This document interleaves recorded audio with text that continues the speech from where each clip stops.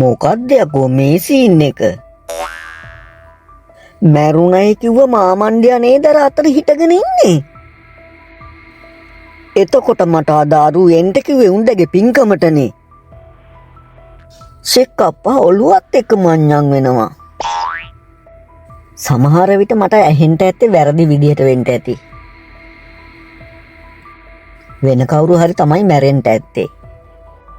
මුන්දත් එක්ක කතාවට වැටුනහම මට ඔක හරියටම දැනගත්ත හැකි. මාමේ මොකෝ මාව අඳුනගන්න බෑ? කමක් නෑ. මම මාමගේ ලොකු පුතාගේ යාළුවෙක්. එහෙමද? ඔව්. යාළුවා වුණාට ඉතින් අපි මාස 7-8කින් මුණ ගැහුනේ නෑ ඕන්. මලගයක් වුණා කියලා නම් ආරංචි වුණා. ඒ වෙලාවේ මම අසනීප වෙලා හොස්පිටල් ඇඩ්මිට් වෙලානේ හිටියේ. මං හිතන්නේ මාමත් ඒ පින්කම් ගෙදර යන ගමන් වෙන්න ඇති.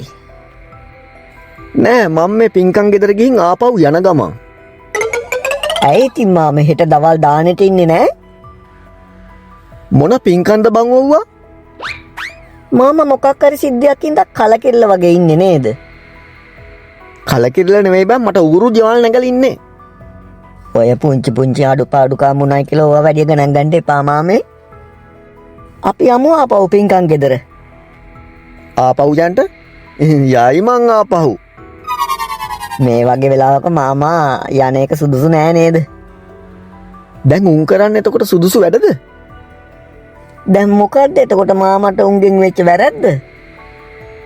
වෙච්ච හැම වැඩක්ම වැරදි තමයි. හරි, මට උඹ කියපන් මැරිච්ච මිනිහෙක් වෙනුවෙන් මොකටද පින්කම් කරන්න කියලා? මේක ඉතින් ජීවත් වෙලා ඉන්න අයගේ යුතුයකමනේ. යකෝ, ඉෂ්ට කරනවා නම් යුතුයකම් ඉෂ්ට කරන්න ඕන හරියට. මාමේ මම මේ අහන්තම හිටියේ. අර තනිකඩ වෙච්ච මාමා කෙනෙක් හිටියා නේද මාමලත් එක්ක ගෙදර? හිටියා මගේ ලොකු අයියා. කාත් කවුරුවක් නැති හින්දා උන්දත් හිටියේ මාත් එක්කම තමයි. දැන් එතකොට ඒ මාමා කෝ? උන්දත් මරුණානේ බං දැන් මාස 7-8කට උඩදී. හරි. එහෙනම් මූ මේ පින්කම කරන්නේ මේ මාමා වෙනුවෙන් වෙන්න ඕන. දැන් පැහැදිලි. මොකද්ද ඉතින් මාමට ආපහු යන්න තරම් උගෙන් වෙච්ච වැරද්ද? මැරිච්ච උන් වෙනුවෙන් පින්කම් කරන්නේ උන්ට පින් රැස් කරගන්න බැරි හින්දානේ. පින් දෙන්නනේ. නැතුව මාමේ පින් ගන්නට එතෙන්ට කිට්ටු වෙන්නේ කොහොමද බං? ඇයි මාමේ එච්චරකට සෙනගද? සෙනග නෙවෙයි මාර පුත්තරයෝ. මාර පුත්තරයෝ?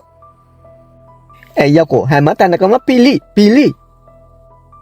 මස් පුච්චනවා, බදිනවා, මුළු ගානේ එක රිංගාගෙන සුරාපානේ.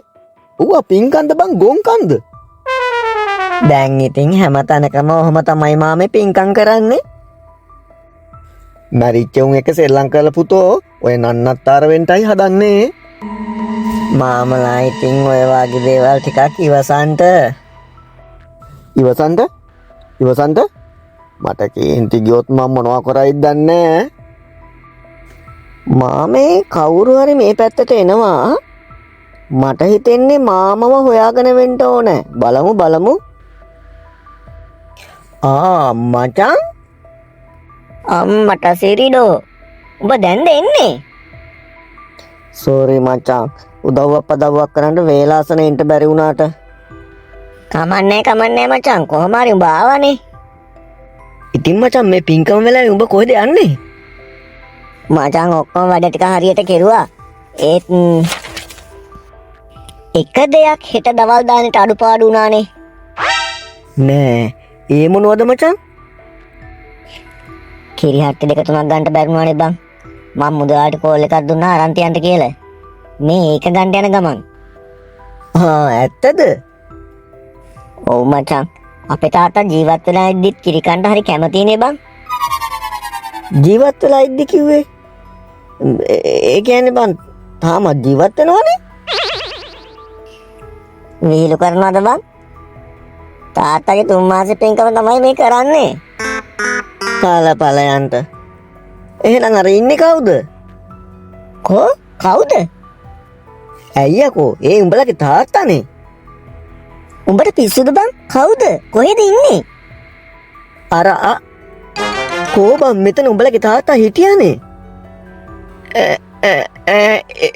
එතකොට මචං මොකද උඹට උනේ?